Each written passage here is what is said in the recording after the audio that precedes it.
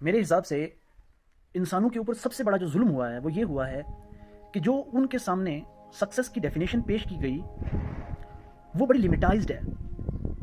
وہ اتنی بڑی ڈیفینیشن نہیں ہے کہ جس کے بیچ میں بہت سی دنیا آ سکے. وہ اتنی چھوٹی ڈیفینیشن ہے کہ جس میں جو اس طریقے سے تیار کی گئی ہے کہ 0.0001% لوگ جو ہیں پوری دنیا کے اس ڈیفینیشن میں آتے ہیں، اور وہ ڈیفینیشن ہے پیسے کی. انسان اپنے تجربوں سے، سوچ سے، ایکسپیرینس سے یہاں تک پہنچے کہ جو بالکل 0.0001% لوگ تھے نا، جن کے پاس پیسہ تھا، کنٹرول تھا، بھلے وہ بکواس کرتے ہیں، فالتو کی باتیں کرتے ہیں، جو مرضی کرتے ہیں، وہ کامیاب لوگ ہیں. ہم نے اس کو بڑا لمیٹائزڈ کر دیا سکسیس کو، اور ہم نے کہا کہ یا کسی کے پاس پوزیشن ہے، پاور ہے، وہ کامیاب، یا پھر وہ انسان کامیاب کہ جس کے پاس بہت پیسہ ہے. اب اس سے ہوا کیا؟ اس کا رزلٹ کیا نکلا؟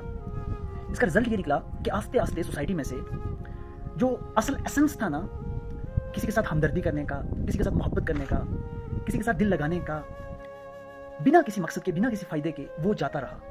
وہ جا رہا ہے، مسلسل جا رہا ہے سوسائٹی سے.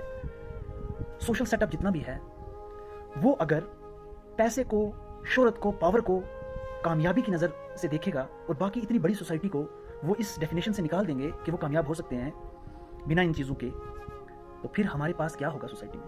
اتنی زیادہ بری، اتنی ڈیول سے بھری ہوئی سیٹنک سوسائٹی بنے گی کہ جس کا اندازہ انسان نہیں کر سکتا. اس سے اتنے خرافات اور اتنی غلط چیزیں نکلیں گی اس کا رزلٹ، کہ انسان ان جو رزلٹس نکلے ہوں گے ان کو کنٹین نہیں کر سکتا، نہ اس کو کہیں سے روک سکتا ہے.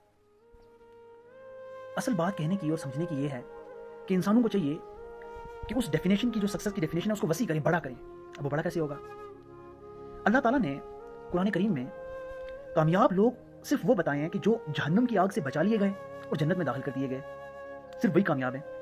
باقی جتنے مرضی لوگ ہوں، جتنے مرضی اصول اچھے بنا لیں، جو مرضی کر لیں دنیا میں، جو مرضی انہوں نے کیا ہو، کنٹریبیوٹ کیا ہو سوسائٹی میں، نہ کیا ہو، ان کی کوئی ویلیو ہو یا نہ ہو، وہ سارے ناکام ہیں اگر وہ اس آگ سے نہ بچائے گئے کہ جو قیامت کے دن اللہ تعالیٰ محشر قائم کرے گا اور کچھ کو جنت میں ڈالے گا اور کچھ کو جہنم میں ڈالے گا.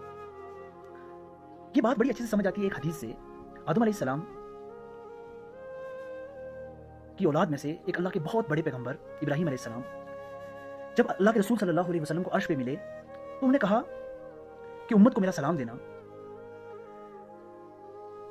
اور کہا کہ جو جنت کی مٹی ہے وہ بڑی زرخیز ہے، بڑی فرٹائل ہے. اگر کوئی چھوٹی سے چھوٹی ڈیڈ بھی کرتا ہے اپنی کورس آف ٹائم میں، جو اس کو ملتا ہے زمین پہ 70 سال 60 سال، تو وہاں اس کے لیے وہ درجے بہت بلند ہو جاتے ہیں، اور اللہ تعالیٰ اس کو اتنا بڑھا دیتا ہے جس کا کوئی حساب نہیں ہے. ایک کانٹا راستے سے ہٹانے پہ اللہ تعالیٰ بڑے بڑے محل تیار کرتا ہے انسان کے لیے. جب انسان اس چیز کو دیکھتا ہے نا، تو سمجھتا ہے چیز کو، تو اس کو واقعی میں پوری ڈیفینیشن سمجھ آ جاتی ہے چیز کی کہ اللہ تعالیٰ کی اسکیم جو ہے وہ یہ ہے کہ کائنات میں بندے جہاں مرضی رہ رہے ہیں، جس مرضی حال میں رہ رہے ہیں، انہوں نے ایک وقت نکالنا ہے، اس کے بیسس پہ ان کو جج کیا جائے گا کہ ان کو جنت ملنی ہے یا جہنم ملنی ہے.